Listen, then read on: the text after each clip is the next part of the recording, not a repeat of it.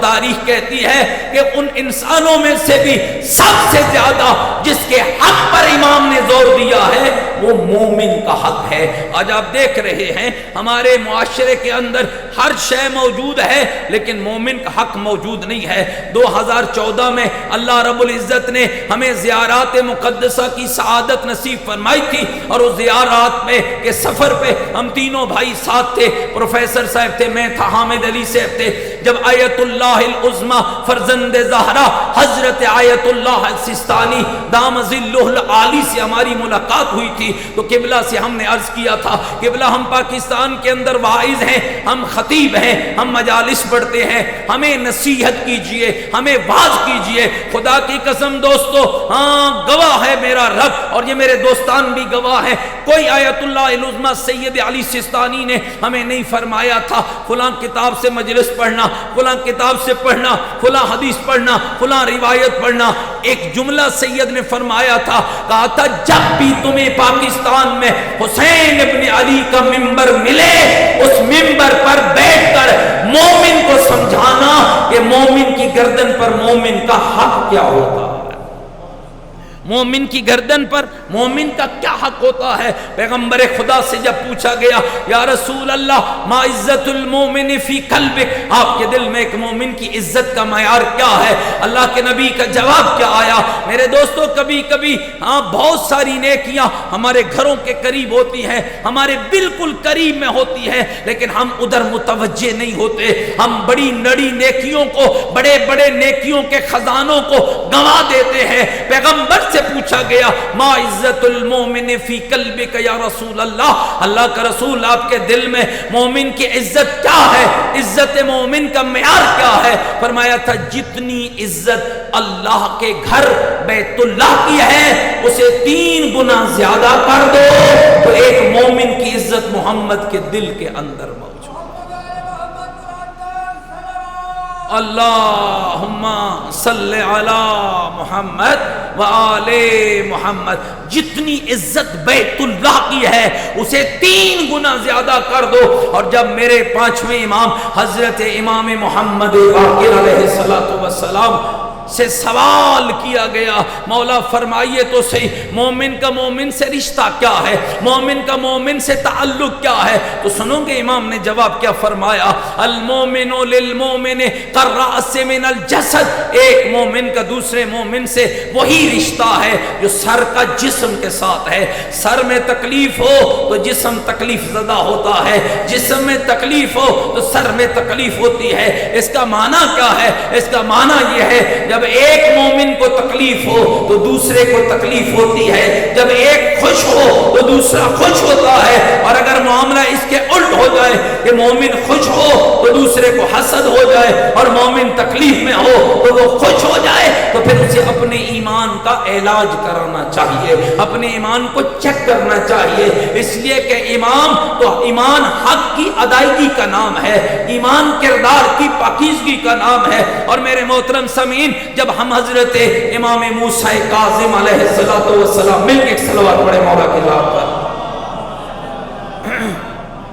تو میری گل شل سمجھ آ رہی ہے میرے دوستو بزرگو؟ جب ہم امام کی زندگی پہ نگاہ دوڑاتے ہیں 2 کردار مجھے سیرت امام موسیٰ کاظم میں کوئی عجب نظر آتے ہیں۔ ایک امام کا شیعہ ہے جس کا نام تاریخ نے صفوان جمال لکھا ہے، صفوان اس کا نام ہے، جمال جمل کی جمع ہے، جمل عربی میں اونٹ کو کہتے ہیں، یہ اونٹوں کا کاروبار کرتا ہے، جیسے آج کل کرائے پہ گاڑیاں چلتی ہیں وہ زمانے میں اونٹ چلتے تھے۔ کہتے ہیں یہ صفوان امام کا لائق ترین شیعہ ہے، ہارون الرشید بادشاہ ہے، دشمن اہل بیت ہے، یہ صفوان کو بلاتا ہے، کہتا ہے صفوان میں سفر حج پہ جا رہا ہوں، مجھے کرائے پر تیرے اونٹوں کی ضرورت ہے۔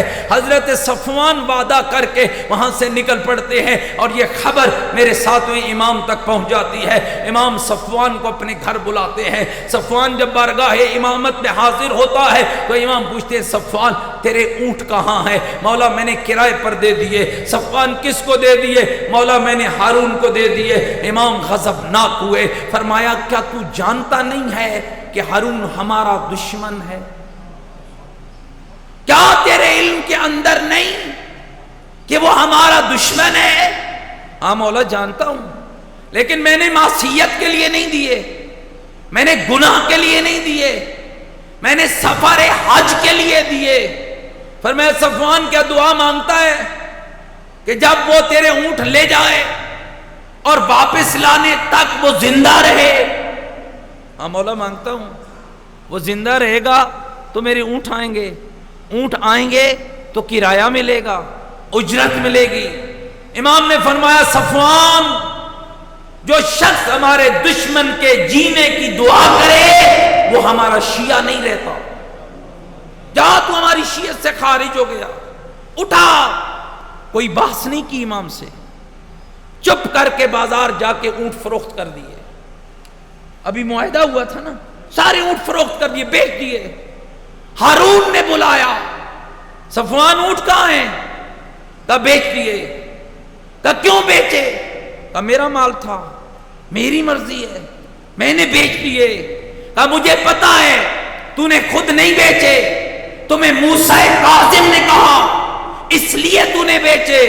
سنو گے صفوان کا جواب، یہ ہے معیار تشیع۔ کہنے لگا بادشاہ یہ تو اونٹ تھے نا، اگر میرا ساتواں امام مجھے جان بیچنے کا کہتا میں بیچنے میں دیر نہ کرتا، میں بیچنے میں دے۔ ایک شیعہ ہے صفوان جسے اونٹ تک نہیں دینے دیے، اور دوسرا شیعہ کمال شخصیت ہے علی بن یقطین۔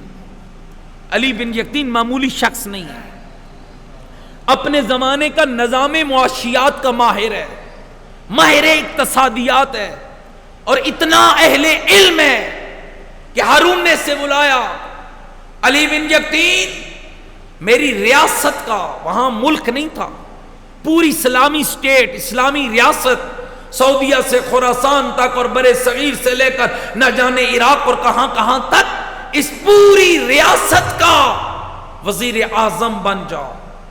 کون کہہ رہا ہے؟ ہارون۔ کس کو کہہ رہا ہے؟ علی بن یقطین کو۔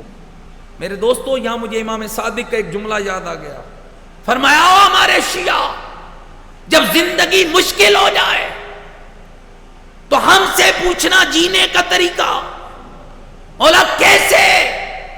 کہ اتنا علم حاصل کرنا کہ زمانہ تمہارا محتاج بن جائے، اتنا علم میں بڑھنا کہ زمانہ تمہارا محتاج بن جائے۔ اور اس کی ایک عملی مثال علی بن یقطین ہے، اتنا اہل علم اور ماہر نظام معاشیات ہے کہ ہارون کہہ رہا ہے میرے ملک کا وزیر اعظم بن، میری ریاست کا وزیر اعظم بن۔ کہنے لگا کل جواب دوں گا۔ وہاں سے اٹھا، امام کی خدمت میں آ گیا، السلام علیکہ یا ابن رسول اللہ، اے رسول کے بیٹے میرا سلام ہو۔ امام نے جواب میں فرمایا علیک السلام یا اخی، اے میرے بھائی تجھ پر بھی میرا سلام ہو۔ کیا انداز ہے، کیا محبت ہے۔ مولا میں آج ہارون نے مجھے بلایا تھا، فرمایا کیوں؟ مولا ہارون کہتا ہے کہ میری ریاست کا وزیر اعظم بن جاؤ۔ فرمایا پھر تم نے کیا کہا؟ مولا میں کون ہوتا ہوں کچھ کہنے والا، میں وہی کہوں گا جو آپ کا حکم ہوگا، میں آپ کے حکم سے عدولی نہیں کر سکتا۔ فرمایا بن جا۔ عجب نہیں لگا آپ کو کہ ایک کو اونٹ نہیں دینے دے رہے اور دوسرے کو اس کی ریاست کا وزیر اعظم بنوا رہے ہیں؟ کہا بن جا، لیکن ایک خیال رکھنا تیری کرسی میرے شیعہ کا نقصان نہ کرے، تیرا اقتدار میرے محب کا نقصان نہ کرے، تیری کرسی ظالم کا ساتھ نہ دے، مظلوم کی مددگار ہو۔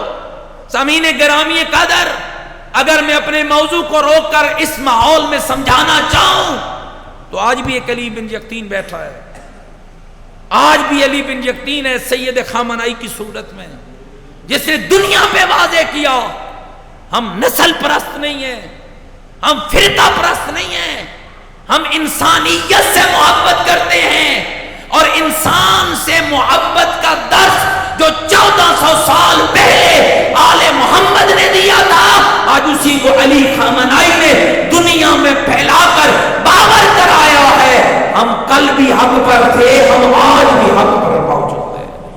اور یاد رکھنا سمین گرامی قدر، اس وقت تشیع کی تصویر، یہ جو غلطیاں بدعات ہیں اگر ان کو نکالو تو تشیع کی پاکیزہ ترین تصویر، بڑے بڑے دین کے ٹھیکیدار ختم ہو گئے، بڑے بڑے دین کے دعوے کرنے والے مٹ گئے، لیکن آل محمد کا یہ بیٹا، آل رسول کے گھرانے کا یہ فرد اور یہ مرجع عالی قادر جس نے دنیا کو سمجھایا کہ یہود و ہنود تمہارے دوست نہیں ہو سکتے، اور جتنی کلمہ پڑھنے والوں سے محبت ہم شیعہ کرتے ہیں کائنات میں کوئی اور محبت نہیں کر سکتا۔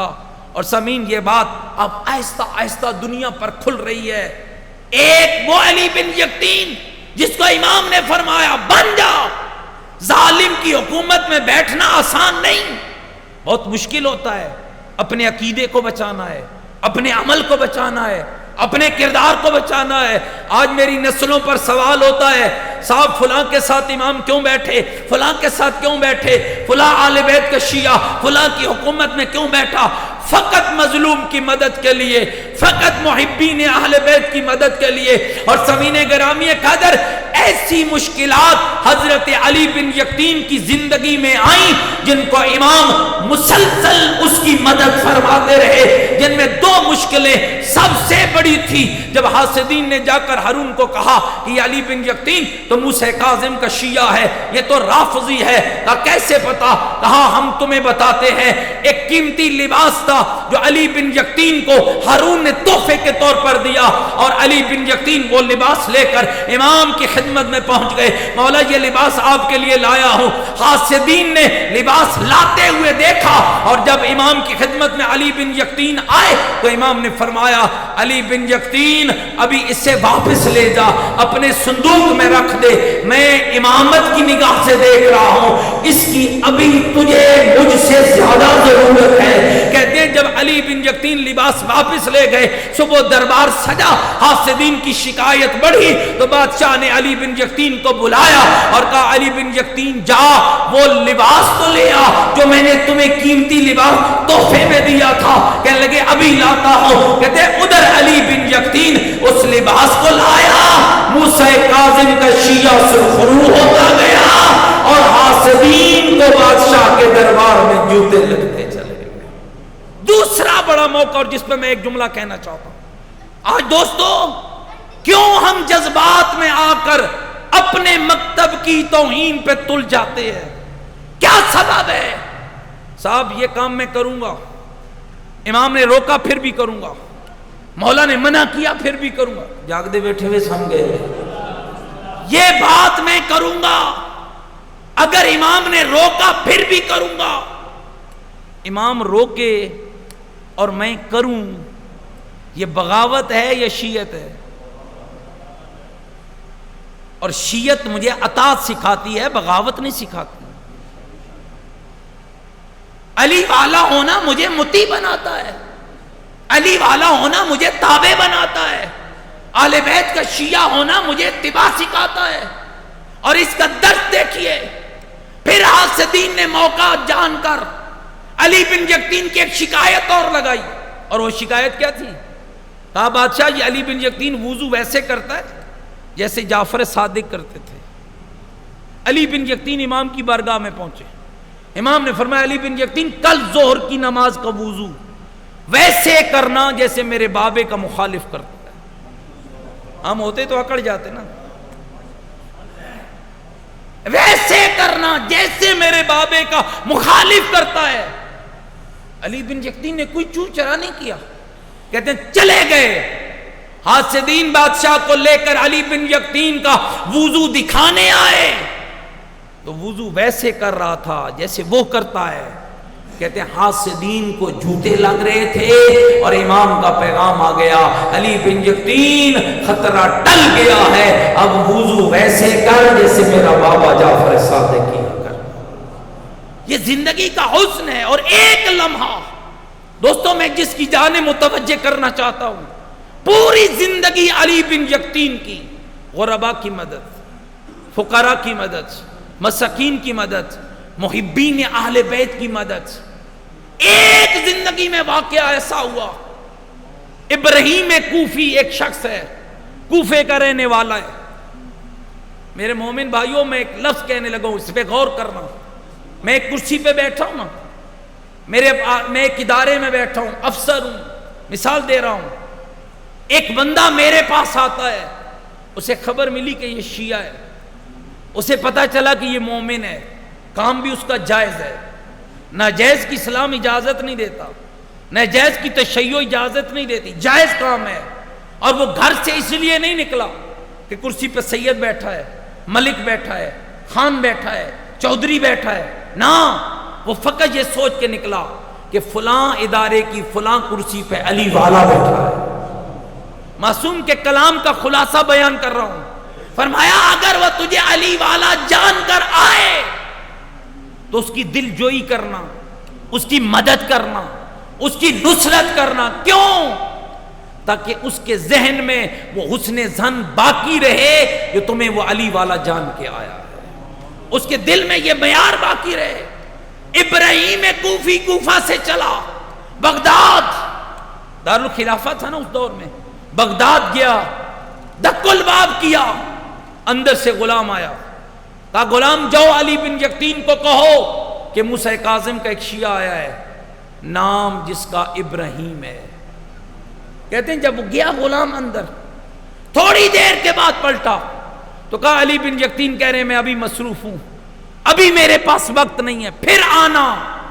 کہتے ہیں پھر تاریخ میں دوبارہ ابراہیم کبھی نہیں آیا. خوددار بھی ہوتا ہے نا مومن، پھر کبھی نہیں آیا. وقت گزر گیا، سال گزرا، 6 مہینے گزرے، 2 سال گزرے، کوئی پتہ نہیں. سفر حج کے لیے علی بن یقطین چلے، حج ادا کر لیا، ارادہ کیا کہ یہاں سے مدینے جاتا ہوں. اس وقت امام مدینے میں تھے، امام سے ملاقات کروں گا. توجہ میرے دوستو، کہتے ہیں جب مدینے پہنچا نا، دک الباب کیا، غلام امام باہر آیا، کہا امام کی خدمت میں عرض کرو کہ مولا آپ کا ایک شیعہ ہے جس کا نام علی بن یقطین ہے. علی بن یقطین آیا، اندر سے آواز آئی جاؤ اسے کہہ دو اگر تیرے پاس میرے ابراہیم کے لیے وقت نہیں تو میرے پاس تیرے لیے بھی کوئی وقت نہیں. جاؤ چلے جاؤ. امام کی چوکھٹ کو پکڑ لیا، رونے لگا، گڑ گڑانے لگا، مولا غلطی ہو گئی. سننا جملہ، بہت سے بندے کہتے ہیں مولا سے ملیں گے تو معافی ہو جائے گی. امام موسیٰ کاظم کی بارگاہ میں وہ جو ہزاروں شیعوں کی تو محبت کرنے والا، ہزاروں شیعوں کی مشکلوں کو حل کرنے والا، ایک غلطی کر بیٹھا، کہا مولا غلطی ہوگی معاف کرے. امام کی آواز آئی اس وقت تک معاف نہیں کروں گا جب تک میرا ابراہیم تجھے معاف نہیں کرے گا. مولا کیا کروں؟ ابراہیم کوفے میں ہے، میں مدینے میں ہوں، مولا کیا کروں؟ فرمایا پہلے معافی کا ارادہ باندھ، پہلے توبہ کا ارادہ کر، پہلے گناہ پر معافی کا ارادہ کر. مولا کر لیا. مولا مجھے پتہ ہے آپ اس وقت تک معاف نہیں کریں گے جب تک ابراہیم معاف نہیں کرے گا، لیکن مولا کیا کروں؟ ابراہیم کوفے میں ہے. سنو گے دوستو، سنو گے امام کا جواب کیا آیا؟ فرمایا ارادہ تو کر، پہنچانا ہمارا کام ہے. مولا کیسے؟ فرمایا جنت البقیع میں چلا جا، کھجور کا ایک درخت ہے، اس درخت کے نیچے ایک سواری کھڑی ہے، اس پہ بیٹھ جانا، آنکھیں بند کرے گا تو مدینہ ہوگا، آنکھیں کھولے گا تو کوفہ ہوگا. کہتے ہیں گئے، سواری پہ بیٹھے، توجہ، آنکھیں بند کی مدینہ، آنکھیں کھولی کوفہ. وہی حضرت ابراہیم کے گھر کی گلی، دک الباب کیا، ایک شخص نکلا، سر کے بال پورا گندا، وہ سیدھا سے کپڑے، اور کہنے لگا اے وزیر اعظم آپ اور میرے دروازے پر. فرمایا بھائی میں وزیر اعظم بن کر نہیں، ایک سوالی بن کر آیا ہوں. 18 چک والوں، پیغام امامت سمجھنا، غلطی ہو جائے تو معافی مانگنا بھی شیعت ہے، اور کوئی معافی مانگنے آ جائے تو معاف کرنا بھی شیعت ہے. کہتے ہیں جب علی بن یقطین نے کہا نا بھائی میں سوالی بن کے آیا ہوں، ابراہیم کہتے ہیں کیسا سوال؟ کہا میں نے تجھے خالی لوٹایا ہے، امام مجھ سے ناراض ہو گئے ہیں، اور امام کہتے ہیں میں اس وقت تک معاف نہیں کروں گا جب تک ابراہیم تجھے معاف نہیں کرے گا. کہتے ہیں رونے لگے حضرت ابراہیم، اور فوراً کہا او میرا بھائی اگر میری وجہ سے امام تم سے ناراض ہوئے ہیں تو میں تجھے اسی امام کے صدقے میں معاف کرتا ہوں، اسی امام کے صدقے میں معاف کرتا ہوں۔ کہتے علی بن یقین نے کہا نہیں ابراہیم ایسے معافی نہیں مانگتا، میں اپنا رخسار زمین پہ رکھتا ہوں، تو اپنا مٹی والا گرد آلود پاؤں میرے رخسار پہ لگا تاکہ میں مولا کو بتا سکوں مولا تیرے شیعہ کے پاؤں کی مٹی میرے رخسار پہ لگے گواہی دے رہی ہے میں نے معافی مانگی ہے، اس نے مجھے معاف کر دیا۔ میرے دوستو اپنے اس امام کی زندگی کو پڑھیے، اپنی نسلوں کو سیرت امام سے آشنا کرائیے۔ لوگ تو زندان میں جاتے تھے، نبی سنے تھے نا مولانا